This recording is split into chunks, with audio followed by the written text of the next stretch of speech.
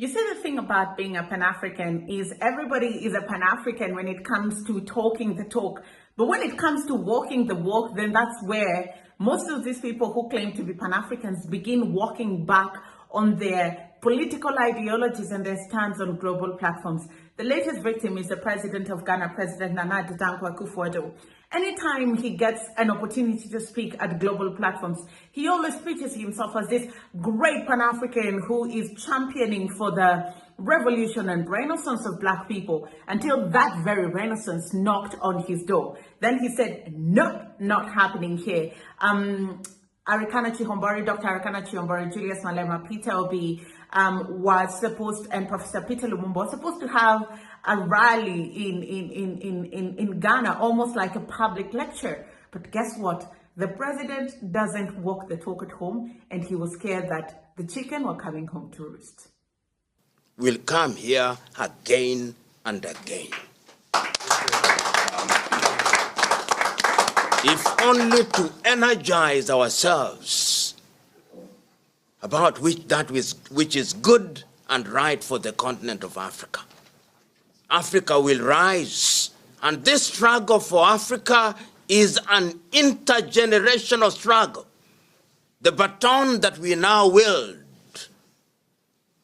will be passed from generation to generation. Africa is home to the biggest, highest amount of natural resources, from minerals to, we have 65% today of the world all cultivated arable land. So imagine what we can do. We can feed the world. We can do everything. But ironically, because of what I started with, failed leadership over the years, Africa is also home to the highest number of poor people. Hello there, how are you doing? Welcome to another episode of our conversations. My name is Ondiro Oganga. I am a digital content creator by profession and a business journalist.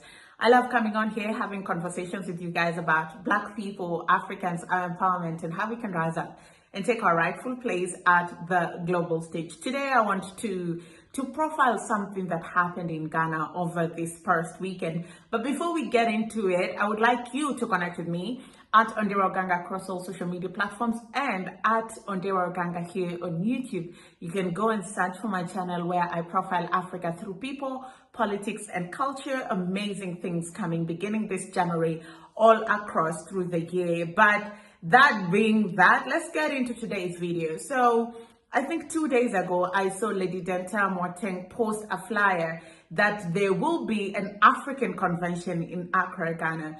And the speakers were Dr. Arikana Chihombori, Julius Malema, Professor Pielo Lumumba, and also Peter Obi from Nigeria.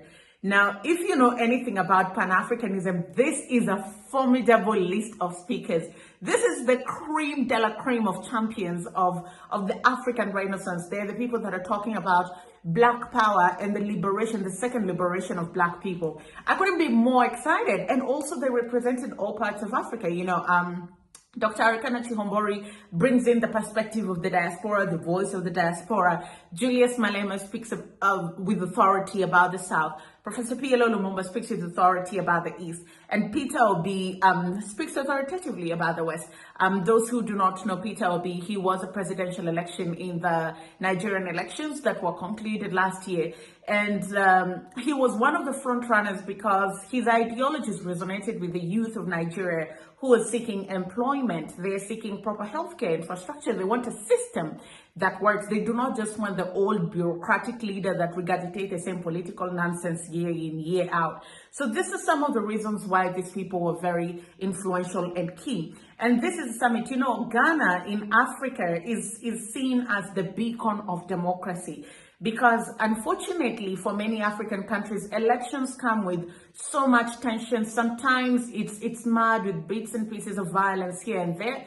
But again, Africa has to go through its own democratic process and learn its lesson.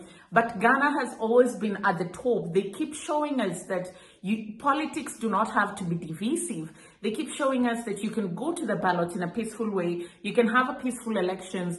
You can elect the leader that you want. And even if you don't get the leader that you want and you're disgruntled, then you can resort to the opposition. And honestly, when the current president was in the opposition, when he lost the election to John Mahama, the opposition was very, very, very vibrant.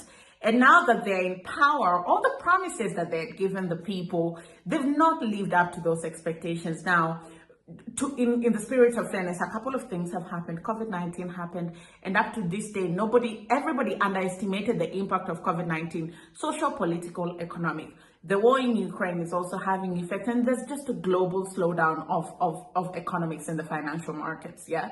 So Ghana has had its fair share of troubles, and now this year they're gearing towards an election, and, this rally is almost like it's the awakening that people needed, but also it poses a great threat to the president and the final year of his tenure. And I'll tell you why it poses a great threat, because young people are beginning to wake up. Young people are not, yes, party politics will always be at the center stage of how we do things, and it's going to take a long while before we unlearn that tribal politics. But then at the core of it, no matter your tribe, if you don't have a job, if you can't go to the hospital and get proper health care, Ghana has a problem with dialysis machines, and kidney patients with kidney problems have to pay through their teeth in order to get proper health care. Infrastructure is not doing very great. They're struggling with illegal mining. So these are things that people want to be solved. And sometimes the government will gaslight you and tell you, oh, COVID-19, oh, war in Ukraine. Yeah, we get it. But we also get that you're misappropriating funds in the country, funds that you should use to develop and make our lives better. And so this rally poses a threat, because these are things that all these speakers were going to point out. These are things that I'm sure if Peter Obi stood out there to speak, he might not necessarily attack the president, but he will call out poor leadership. He will call out the fact that Ghana should be very developed. They have resources, they have gold, they have oil, they have timber, they have rubber. They recently discovered lithium. Why is the country struggling? These are questions that would have been asked. These are questions that then the people take and go and pose to the government. And they're not just posing it as people. They now have backing. They have backing from West Africa, they have backing from East Africa, they have backing from South Africa, they have backing from the diaspora. But then again, I'll tell you why it was a great rally. It was supposed to be a great rally and a great renaissance, because our people need to wake up. When I went to study in China, there's so many things that I did not know that my eyes were open to. I'll give you a practical example. The Chinese came to Kenya and built a certain road, we call it Thika Superhighway. And this road was it. We had never seen anything like that before. So it was the greatest thing that has ever happened to Kenya, right? Until I go to China and I realized that it's not it. In fact, that road is the road they have in their rural areas. It's not the road they have in the urban areas. The infrastructure is so modern, and so sometimes it's not a bad deal, but we get the short end of the deal for as long as it's the deal.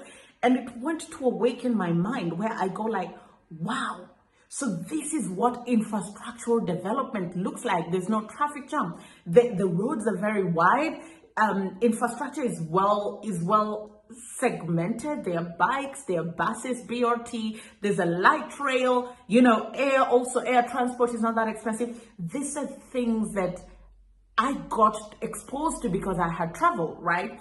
One time I fell sick, I went to the hospital, and I was just like, guys, I know what the problem is. It's malaria. Let's get down with it. Let's get over with it. No. They tested everything. They ran intensive blood works for 3 days. I had to go to the hospital every single day for 3 days, despite the fact that I was sick. They did an ECG, they did MRI, they tested for everything. And back then I was young, I didn't understand. But the older I grow, the more I'm realizing that when they do that, whatever it is, they catch it very early and ensure you're healthy so that you're productive for the economy. And then I come back home and I see the big difference. Now, why do I bring this analogy? Because people who've been exposed, and not many of us have had that privilege, right? Not many of us have had the privilege to even travel outside of our villages or outside of our cities, right? And even if you do, you might not get to fully experience what systems that work look like. So to have people like maybe Julius from South Africa, Peter Obi from Nigeria, PLO from East Africa, from Kenya, and Dr. Arikana from America, then they come and tell you what functional systems look like. That is, we shouldn't be grateful that the government built roads. That is their job. And honestly, that road is below standards. Then they begin opening your eyes to the possibility of what your country could be. And you know, they're not speaking from utopia. You know, Ghana has so many great things that also these people will take away from that country and go and challenge their people, with one of them being democracy, one of them being peace and stability. But also these people will bring in challenges that awaken the mind of the youth. And that is what President Akufo-Addo, in all his glory, standing in international platforms, talking about, oh, Africa this, Africa that, that is what scared him. And it doesn't matter whatever games and gimmicks they were saying, it's the person that was hosting the rally, it's this, it's that. No, it's just a matter of African politicians are beginning to realize that the divisive politics, the old politics, the politics of tokenism, the politics of handout, the politics of giving you very little and robbing the rest of you is not going to work. And to be honest, what he's doing is just procrastinating the inevitable, because you might stop them from attending the rally, but guess what? You've now elicited interest in these people. These people will go online and watch all lectures of Malema, all lectures of PLO, all lectures of Peter Obi, all lectures of Dr. Arikana Chikomboro. They can come here on Africa Diaspora News Channel and watch our content. But then again, you can't stop that which its time has come. And so this is just a challenge to all the African leaders that say they're Pan-Africans, they're for Africans. Aha, walk the talk. We're in Ghana to start a conversation about Africa. Africa for too long has suffered, and everybody knows the reason why Africa has suffered. People can try to present it in different stages. The Prof speaks about it every day. Africa has been going through what it's going through because of what I always say, that it is due to one problem: leadership. It is failed leadership over the years that brought Africa where it is. I want to start a conversation because of what Dr. Arikana has said, talking to the youth of Africa. No continent in the world today have the potential of Africa. Not one. We are the second largest in terms of population and size, but our potential is far greater than even number one, because today Africa is the only continent that have a population of 1.1 billion youths, energetic, talented, ready to leave the world in different areas of the world. Africa is home to the biggest, highest amount of natural resources, from minerals to, we have 65% today of the world all cultivated arable land. So imagine what we can do. We can feed the world. We can do everything. But ironically, because of what I started with, failed leadership over the years, Africa is also home to the highest number of poor people. Out of the 700 million people in extreme poverty today, 431 million lives in Africa. Over 30% of our population. If you go to multidimensional poverty, out of 1.1 billion, over 60% is in Africa, with Congo and Nigeria leading. Today, in the surface of the world, Congo has the highest amount of natural, call it minerals, over 24 trillion. Nigeria has similar situation.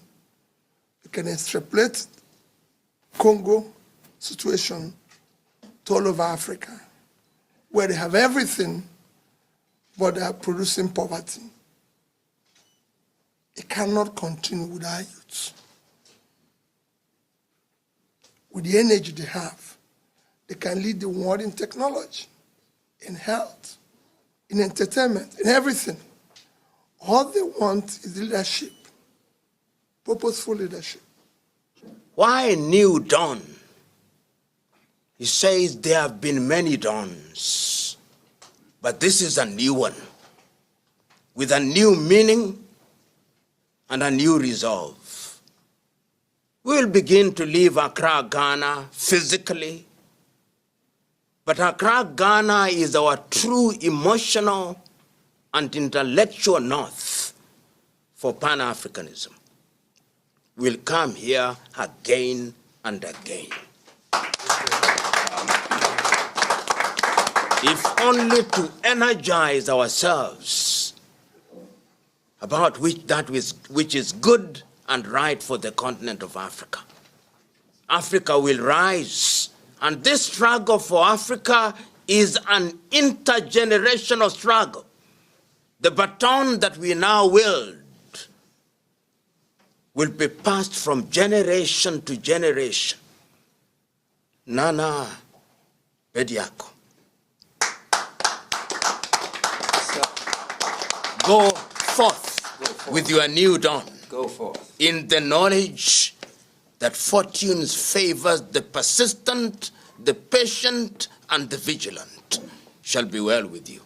The reason the event was cancelled is because the young man who was sponsoring it is a millionaire, and he has political ambitions. And I said, well, that's news to me. So I felt I should address this in case some of you journalists may have heard that as well.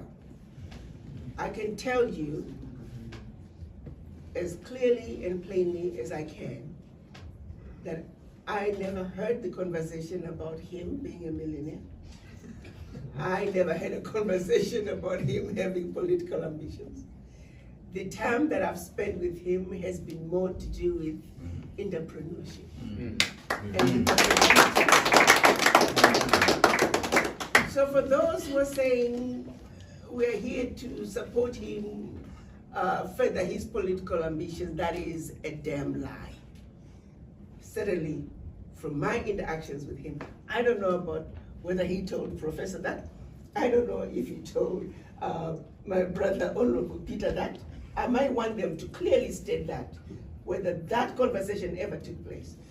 But the interactions I've had with Nana Bediako have been about entrepreneurship and the possibilities of what we can do if the African youth could be empowered, and how we can raise money to support African youth so they can build the Africa that we want.